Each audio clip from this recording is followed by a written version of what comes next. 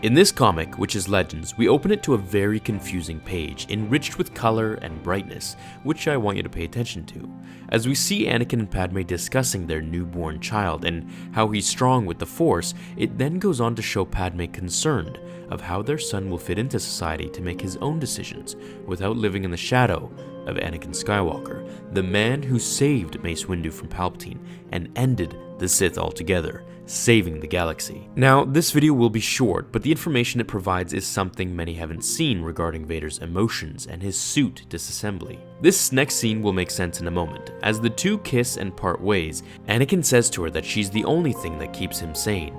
Now I want you to take note of the bright saturated colors and the flowers, almost like a dream showcasing the happiness and warmth that emanates from the scene. Flip the page and we're hit with this dark, almost black and white contrasted photo of a disfigured Vader closing his eyes and murmuring for Padme to keep him sane, almost crying on the inside it seems. The next scene is what brings the darkness to light, where we see limbless Vader suspended in air surrounded by medical droids as they operate on him. This is the first time we get to see Vader's maintenance on his body and suit, almost like an oil change for a car. Vader had to do these every so often in order to run at peak performance.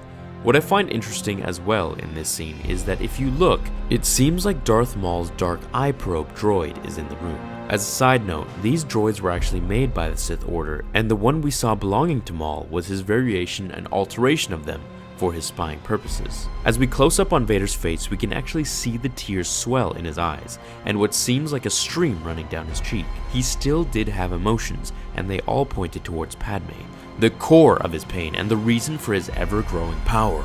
As he's about to be put together, we can see that his cybernetics each have wires that go into his severed stumps, all systematically connecting the right sockets to nerve endings, neurons, and receptors, bringing Vader's damaged body to power. As Vader is lowered to the ground and dons his suit once again, he orders for his helmet as Sidious is calling him. We should also note how he schedules his next appointment. I wonder if this is because every time he does so, it allows him to fantasize about Padme and his younger self. The premise of this video is to discuss and showcase just how Vader got through some of the most difficult times in the Empire, taking his mind elsewhere and letting his body do the mechanical part, no pun intended.